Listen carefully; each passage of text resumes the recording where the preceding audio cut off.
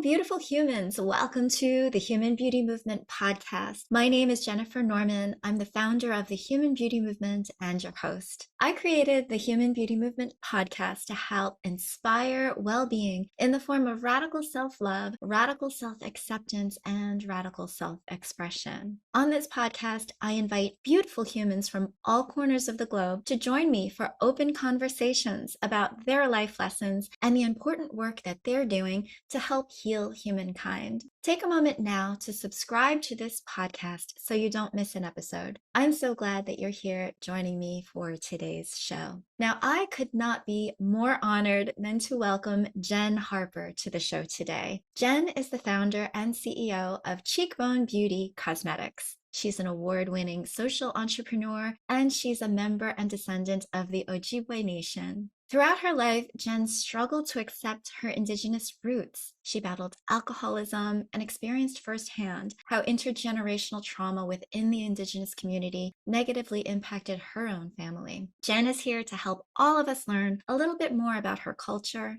how she built her brand, and how she's fulfilling her life's purpose through her work. Welcome to the show, Jenn. Thank you so much. I'm really excited to be here and have this conversation with you. Wow, it is so great to have you. What an incredible journey you've been on. If there's something that I know as a former beauty exec myself, it's that representation matters, yet the beauty industry is only waking up to the importance of supporting underserved populations. So I want to help spread your work and your message because I think it is so important and inspiring. So for those who aren't familiar with your backstory, can you tell us about your heritage and the series of events that led you to starting Cheekbone Beauty? Yeah, I definitely don't have the normal path to entry in the beauty space. I was in the food service career in sales and marketing, and then I was in hospitality prior to that for many years. And I was actually selling seafood for a seafood company at the time in 2015 of having this actual dream pop out of bed, middle of the night, 3 native little girls covered in lip gloss. And all I really remember from that dream is their rosy little cheeks, their brown skin, and their giggling and laughter. When I woke up, I grabbed my laptop and started writing out what is the foundation of our brand today. And at Cheekbone Beauty, we exist to help every Indigenous person on the planet see and feel their value while we're crafting sustainable color cosmetics. That obviously wasn't our mission vision statement in those early moments,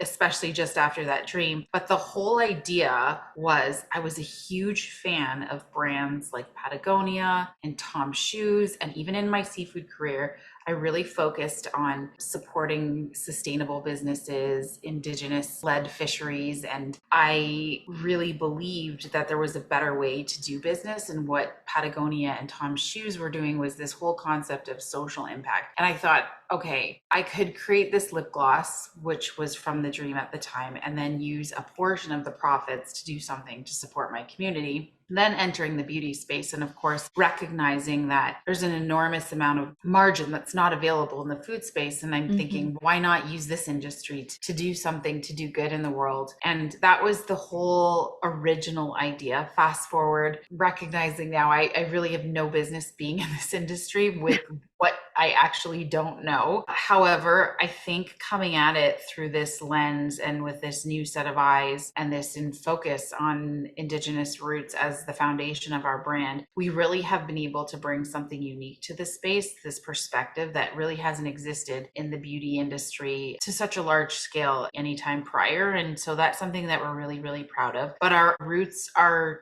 I always say, really small. We've just been doing this. It's a very short period of time. I didn't go into this full time until 2019 because much like most people that have a dream, it was a side hustle for 3 years. And then we got investors interested in 2019. So that's when I was able to quit my job and my positions in the food space and go all in into the beauty industry. And so we've been here since. We've been able to transform the brand into what it is today, but we're really open and honest about how we make and create products. And this whole concept or idea of sustainability really should be discussed through a version of like a journey as opposed to like there's an end point. I feel like there's so much incredible innovation happening in the world that it just gives us more reason to look for new ways of doing things. And what we do, when I say we look at this through this Indigenous lens, Indigenous people have a different worldview from a Western worldview. Mm. And it's quite holistic in the sense that we really pay attention to all things that are coming from nature. And as Yeah. there's so much nuance in this space. And so thinking about how our ancestors did things, why they did things a certain way, and really bringing back just like Indigenous teachings to the forefront, and the concept of success within our Indigenous communities is really about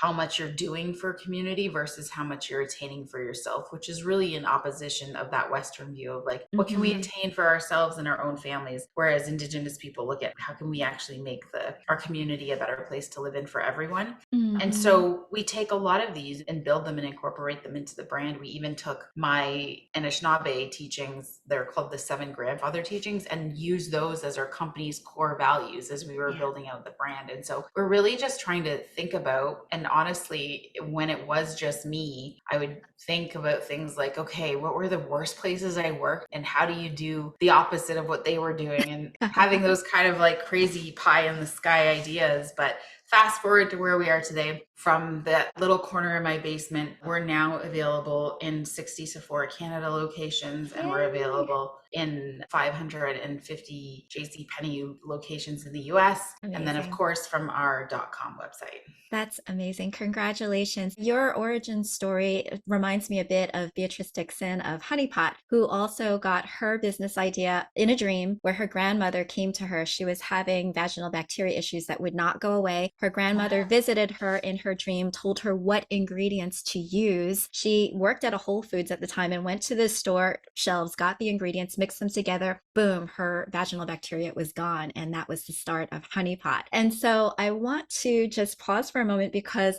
a lot of women, a lot of humans, frankly, but when we have dreams. We have dreams which are part of guides or spirit or energies telling us and leading the way. And then we get in the way. We are like, oh, that's a stupid idea. We get into this feeling of like imposter syndrome, or that business idea will never fly. And you mentioned something which was, I have no business being in this business. You have no business being in the business as it was built, because it was not built for women. It was not built by people who were serving community. It was built by people who wanted to make money. And that is very different from building business to serve. And so we now understand, yes, investors and money is a tool for us to be able to be of greater service. Patagonia knows that, Tom's knows that, a lot of the companies in the B Corp community and the adjacent B Corp businesses know that, because that is really what it's all about. I believe that the Indigenous people know that. It's that we have to be in harmony with nature. We are part of nature. And so it's criminal. It's frankly ridiculous for us to be exploiting and extracting and doing these things in our business practices, which are not going to be sustainable. And so I wanted to just pause for a moment and recognize you and honor you for listening to that voice, because I know it came pretty much at a time of tumult in your life. And there were a lot of things going on just as you were learning about intergenerational trauma and just things that bubbled up and caused you to take inspired action after you had that dream, because a lot of people ignore that. And I just want to encourage our listeners and our viewers to take inspiration from what Jenn did. She got up out of bed and created a business plan, darn it. And it started out small, and it's okay. It's really okay to not think that you've got to scale up overnight. A lot of that just happens on a whim. But if you are listening to your heart, you're listening to your soul, and you are serving from a place of in such integrity with who you are, that is really truly living out your life's purpose. So just wanted to honor you, Jenn, for that part and for doing what you're doing to serve.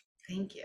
You're welcome. Now, I know that in 2016, your family suffered a major loss, the loss of your brother BJ to suicide. And you talk about representation and how that particular incident really just energizes you all the time to continue working to support the representation of Indigenous peoples. Can you say a little bit more about that? Yeah. As painful and tragic and still extremely painful this day as the loss is to me and so many of my family members. I really see it now as this idea of you can turn your pain into a power, because I don't know for sure because we can't go back in time. Sure. I don't know if I would have continued to go on through some of the hard times of entrepreneurship had I not had this really big why. And I know we've heard like experts like Simon Sinek talk about your why and understanding it. And we really see in business how critical knowing your why is. And my why has been that idea of representation. And with some conversations with BJ when he was alive would always be about if any Native person anywhere was doing anything cool, my brother would send me a message or a DM and be like, share this, like, look at this person, like, look what they're doing, yay. And I recognize now after he's gone, that was his way of feeling proud of who we are and where we came from. You know, because of trauma, many of us have lived in shame, struggled with identity. And it was when the show in the US called Reservation Dogs became very popular over the last couple of years. Amazing show,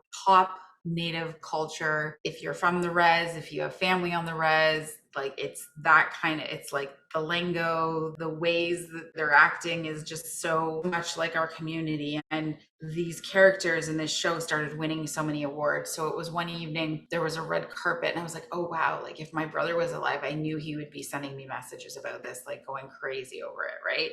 And I was like, oh my goodness, I really recognized that it's because he felt seen, and that's why he would do that. He felt empowered by what our people would be doing, and especially when they were recognized on grand and media platforms, stages, he felt very proud. And so when I started Cheekbone, I think that became that is our why. Like, I want every Indigenous person on this planet to feel valued and to feel seen. And that why hasn't changed, despite me having to always say things like, because people assume we were created just for Indigenous people. And use the reference of like Lancome was not just made for French people, right? Like that there's many brands that come from different cultural moments throughout history, but they're literally created for all humans and we're in the same space. But I then had my own experience with this. I finally felt, I think, like, you know how powerful it is. And then you have your own moment where you actually get to experience something. Been saying representation matters for years since starting the brand. But last year at Sephora, we got to do an event in store and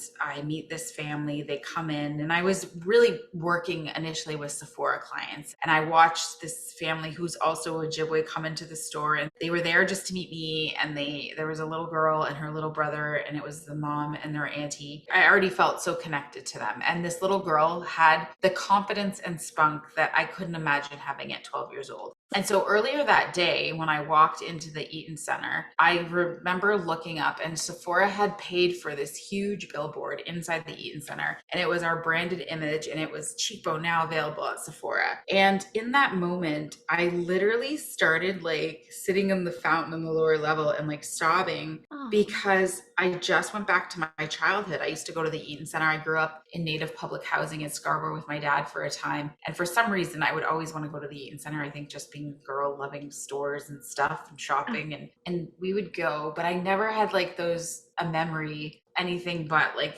being accused of stealing or my dad arguing with somebody about our Native status cards. So they weren't the best memories. And I thought about it driving home that night where that little girl and that little boy are honestly never going to wonder what's possible for them. Because unlike me as a 12-year-old kid, not having someone own a business that was in Sephora that looked like me, that was Ojibwe like me, those two kids now met a woman who owns a brand available in Sephora, who looks like them and who came from the same kind of community they come from. So I believe that on this like psychographic level, we as human beings honestly don't understand till as of late. We're really recognizing the power of representation and how it really, I believe it will save lives because when you feel seen, you feel like you belong somewhere and that you fit in. And I feel like that's what our brand has been able to do. And on this idea of, even if not even just not just from a consumer level, another person, another woman starting a business, we could doubt ourselves for so many reasons. As entrepreneurs, we know that. But if someone looks to Cheekbone, and I had this experience where one of the founders of a show on ABTN, she met me and she said, you have no idea how much you're inspiring our community. I met a young lady who wants to be the Jenn Harper in the lash community, right? Like this, she was building a lash brand. And just to hear things like that, like, I guess as the founder, you don't sit around thinking about, oh, but wow, what a wonderful thing to hear. What a wonderful thing to have been shared with me, because I really recognized after that, oh wow, what a privilege that I get to help inspire people and see what's the potential for them. Because honestly, when people ask, how did this become successful? There's no real reason. I always just say, I don't have any special skill set. I just woke up every single day and did something to push the brand forward. So I always talk about consistency. And I think we have been led to believe by the systems that we live in and the systems at play that maybe none of this was possible for us because we hadn't seen it, right? And was it designed that way on purpose? And I think we all know the answer is yes. So, however, at this moment, we're all here, people of color, breaking down barriers, doing things that have never been done before. And who knows who that's going to inspire along the way. And what an honor to be someone to get to do that for somebody else. Yes. Oh, bravo, bravo. I wanted to share how strongly I feel about your story and how it resonates with me as a Korean American who grew up ashamed of being Asian. I mean, I went anywhere, I would always feel ugly. I would be embarrassed about how I looked. And then strangely enough, I found solace, like working in the beauty industry. It's almost like you gravitate to that which you don't have or which you want to get some validation towards. And it wasn't until I swear to God, it wasn't until K-pop became popular and K-beauty that I was like, are you kidding me? Korean is now cool? Like, I couldn't understand it. I was like, Korean is now seen as beautiful. Oh my God. And it all of a sudden, like, and it created always has been. Shit. But this is what happens when you don't have representation and when pop culture does not validate you as a person growing up, when you don't have that soul security and that inner strength and that self-confidence in you, like some other people just naturally seem to have. And so, it's almost like this recognition, like, I do matter. It's that ability to then be that role model for somebody else to recognize that they matter. And then the ripple effect of just pride. And the reason why you are successful, Jenn, is because you are you. The reason why is because you're true to you and to your experience and understanding that this is how I felt. I no longer want to feel that way. And today you are perfectly poised to help and inspire the person that you once were. And there are millions of people who are feeling not seen and not heard. And that's what my podcast is here to shine a light on. And I'm so happy that you're here to share your story and to encourage others to be inspired by an Indigenous way of being. And in talking about that, I would love for you to share, because I know that you talk about the Indigenous peoples being like the OGs of sustainability, which I think is hilarious and true. So I'd love for you to share a little bit about some of the practices and the values within Cheekbone that are reflective of Indigenous culture.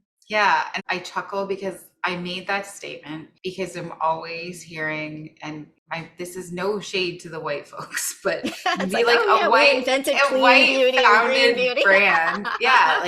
And just hearing their story. I was in New Zealand and found this ingredient, or like in this part of the world, or in like this part of North America. And I was like, the Indigenous people of that land know so much about that plant medicine, more than we could possibly imagine. I heard one fabricated story, and I know that it's true. A lot of companies will fabricate origin stories as their aha moments. And one was, I was walking along the beach in Santa Monica and I saw a plastic bottle on the beach and it just shook me to the core. And I said, I need to do something about this plastic crisis.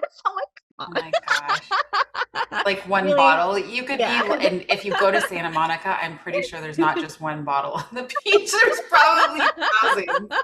and on the And streets above. I know. Go on, go on. Yeah. I just go on. Yeah.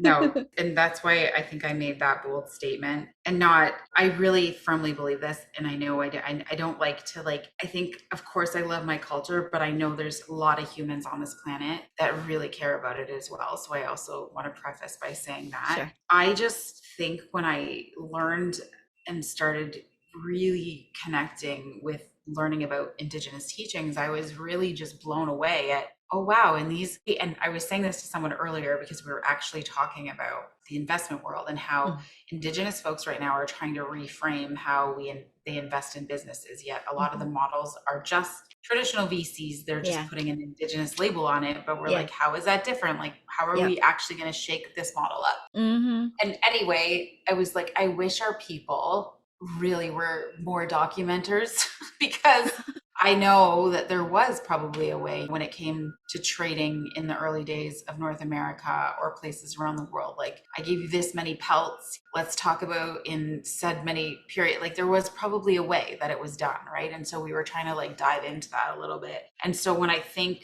like deeply about just the oral traditions that were passed on, it's pretty powerful that they still exist. We still know about them and how in so many of our communities, they're maybe not exactly the same, but they're very similar. And I like just, I try to describe it as it's just like, it's innately in me. And I know that like as a young person feeling drawn to things that none of my friends were ever drawn to, or thinking about career paths and like why, like, you know, wanting to be as a young person a marine biologist because I recognize there's probably so much under that ocean that we don't know about. And what if you can discover something? You know what? Like just so many things that I knew innately when I look back over my life that I had always felt so connected. And I think the best story when I'm relating this to my own personal family, I was having a conversation with my father and it was in the spring and he lives on the res and he was telling me that our cousins are coming over and I was like, what? And what he was talking about at that moment was like the bears were coming out of hibernation and we're the bear clan. And he was calling them our cousins because like, and he wasn't chuckling even though I was. I'm rhyming off my actual human cousins and he's like, no, and he's like the bears. And I'm like, oh, okay. And I was giggling, but he was like just very serious because they're family to us.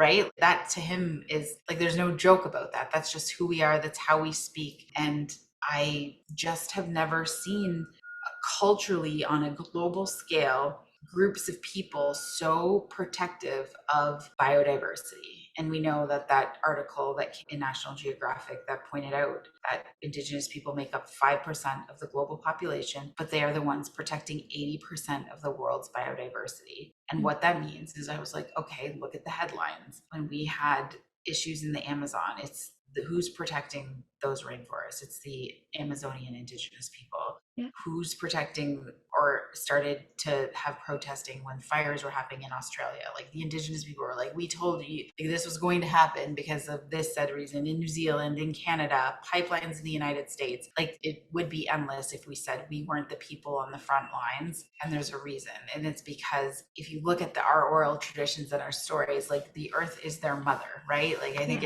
I remember reading this incredible quote as a young person from Tecumseh, who was like a chief, and he was meeting like some political figures as America was being built, and they were like gave him a chair and he's like, no, I will not sit on a chair, I'm going to sit on the breast of my mother. Like he was going to sit on the ground, right? Like so, and there's no chuckling after a Native person would say something like that because it's like truly how they feel, right? You see, you go and show up at a powwow or for me, I'm thinking of a family event, and people just take their shoes off and they're putting like their feet on the ground. And I'm like, yeah, it's just, I don't know. And it's just this beautiful way of really honoring things that come from nature. And I just feel like there's so many things that Western culture could learn in terms of how can we think more regeneratively, like when instead of, and even I'm talking about, we have so many beautiful organic natural brands, but are we over extracting? And are we replacing the things we're taking? Like, are we just Mm-hmm. making roses because somebody wants rose water, right? Like in the beauty space in particular, like, how are we doing this and why are we doing these things? And like, don't get me started on the essential oil industry, like how many lemons it takes to get 15 mils of, like, that's a little bit insane, right? And why, in industries like that, in these multinationals, like, they create the more need and supply and demand and all of those things that now we're overusing and extracting all of these things for human consumption. And so I don't think it's easy, and it will Mm-hmm. never be easy to try to figure this out. Is there a way to think about things differently where it is actually less greedy? Like, and that's the problem. Like, because it's, you mentioned it, it's Yeah. like capitalism, it's money, and those are a lot of times who people have to answer to.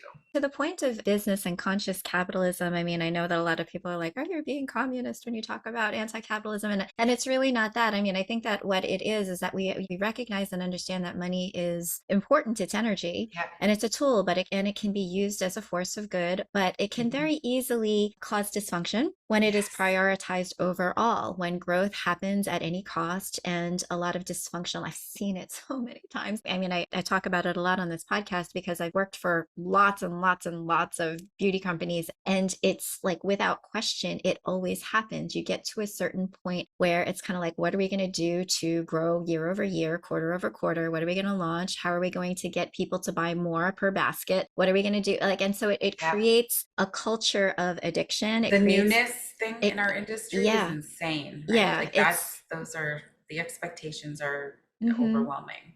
the amount of waste, the amount of overproduction, the amount, like, just it goes on and on and on. And it's not just the beauty industry. The beauty industry is rampant, the fashion industry is rampant. And I know that a lot of consumers are waking up to this and know about conserving and doing more with less and whatnot. And I think that with your company, you are instilling all of those values that you know of, because it's just like you wouldn't see it any other way. It would be going against you and everything that you stand for if you were to make something that wasn't regenerative or that had ingredients that were questionable. I love that you're able to really infuse all of the values of your heritage and of your mindfulness into your brand.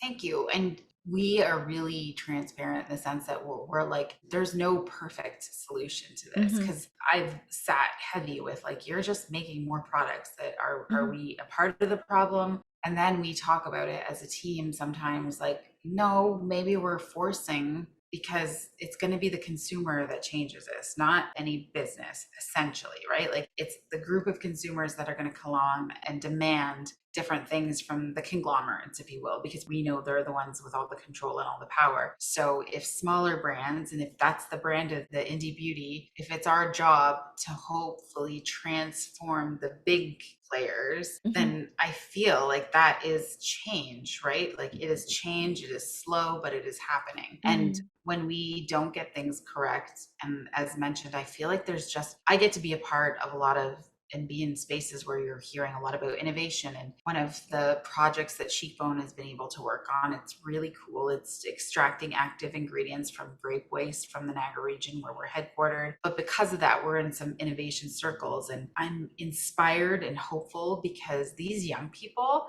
in these next generations, like, they really are really smart and they really care about things that Yeah. matter, which, Mm-hmm. as a Gen X, like, we were such just like terror. Like, when I think about it sometimes, like, what a generation that was, like, just so, like, just overworked and just didn't think Yeah. about any of these. Like, it's kind of nutty, right? When I look Mm-hmm. back and think about, our parents weren't even ever, were latchkey kids. Yeah. Like, it was just such an odd place to grow up. But Yeah. I love listening to my own children who are 18 and 21. And then I love hearing even, like, high school students who I get to, like, they know so much more. And Oh so yeah. I'm very There's excited about what they're making. And because of our Cheekbone Beauty Scholarship Fund, we read through 350 applications. We're only able to amazing. give out 10 this year. And I would love to give all of those kids a scholarship because they're all so deserving. But what they're working on, like PhDs, masters, careers in environmental justice and social justice, and, like,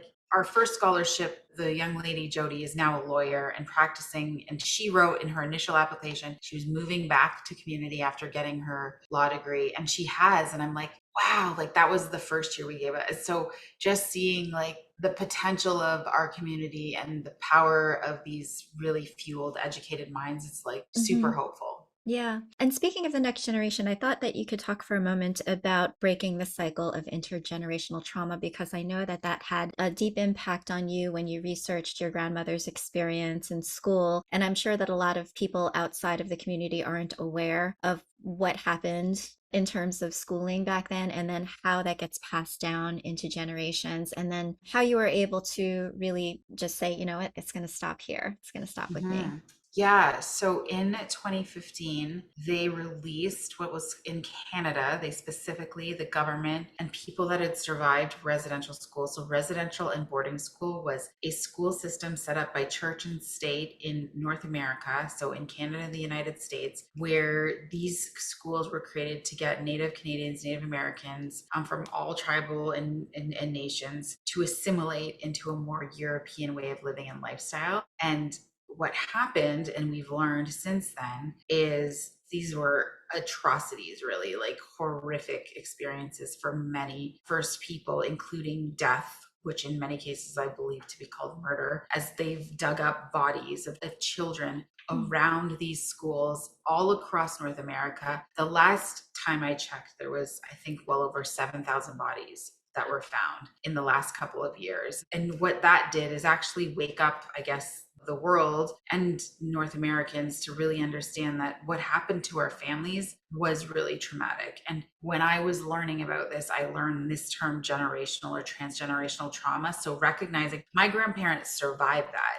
And now thinking back, I'm like, my grandmother was taken from her family at 6, forced to live in one of these schools till she was 16. But what we know now as family members is our families that lived through that knew that children were getting murdered. So can you imagine like the fear you live in? So not only you being physically abused, you'd be beaten if you tried to speak your language. And we know there was rampant sexual abuse in these situations as well. And so the trauma, and that is then passed on. We know trauma can be passed on now. It's like in our DNA. And so I learned that it was passed on to my dad, my aunties, my uncles, and ultimately passed on to me and my brother. And the symptoms of this are negative. One, my alcoholism addiction, and my brother's suicide. Like these become symptoms of trauma, right? And violence in communities. And Mm. so when I learned all that, I realized as I was getting sober that, okay, and had this idea for this business, I was literally just thinking like, okay, we have this like thing we can pass on generational trauma, but what about like generational healing? Like, could that be possible? Where Mm. like we're the ones like, okay, well, let's change the story, let's change the narrative. And I had my career in food, and I thought if I could sell seafood, surely I could figure out how to sell lip gloss, right? And that was like the birthing of the idea, and how I've been able to, thankfully, I've transformed myself. Like I was a really broken person for so many years, and I'm just so grateful, because I feel like this has definitely been a second chance at life. I feel lucky to be alive, because I was a functioning alcoholic, but I had a serious problem. So Mm. in many cases, I know people that don't survive those situations, and I'm Yeah. grateful for a loving family, husband, children, and community. And now I'm grateful to be an example to my own family and my nieces and my nephews. And I'm watching around our communities, and I feel like people are recognizing the power of sobriety and making choices to choose a healthy lifestyle that doesn't include that. Yeah. And what we're learning is what we can do when we don't have those things or those distractions. And so it's a really interesting time to be alive. And I feel like for Yeah. me, it's a privilege that I get to do the work I do. I get to Yeah. wake up now every day and feel really good about who I am and the work I'm doing with the brand, but also especially the work within community, whether Hmm. it's mentorship, right, for me and other Indigenous entrepreneurs, or any of the work we get to do with youth, and especially our scholarship fund. Yeah. And similarly, I feel the same way, because you talked so boldly about helping to shine a light on things that happened in the past, and the world wakes up to it and realizes, oh my gosh, this is why, this is what happened. And there's empathy there, rather than saying, oh, that person's an alcoholic, oh, that, and criticizing the symptom and that cry for help, frankly, or that Yes. that embodiment of pain and anguish and suffering that you've endured. And it is not easy to lift yourself out of that and rise out of that and find a better way and choose a different way of life. And so my heart goes out, and I just congratulate you for recognizing that, for honoring us with your story, and for really helping to create this path of intergenerational healing. And I know that it's going to help inspire so many others from here on out. Jenn, I just want to thank you so much for being on the show today. Everybody, I will put your information in the show notes. Take a look at cheekbonebeauty.com, as well as all of the wonderful organizations and scholarship funds that Jenn is part of. Thank you for being part of the Human Beauty Movement, Jenn. Thank you, Jennifer. This was a pleasure speaking with you. Thank you for listening to the Human Beauty Movement podcast. Be sure to follow, rate, and review us wherever you stream podcasts. The Human Beauty Movement is a community-based platform that cultivates the beauty of humankind. Check out our workshops, find us on social media, and share our inspiration with all the beautiful humans in your life. Learn more at thehumanbeautymovement.com. Thank you so much for being a beautiful human.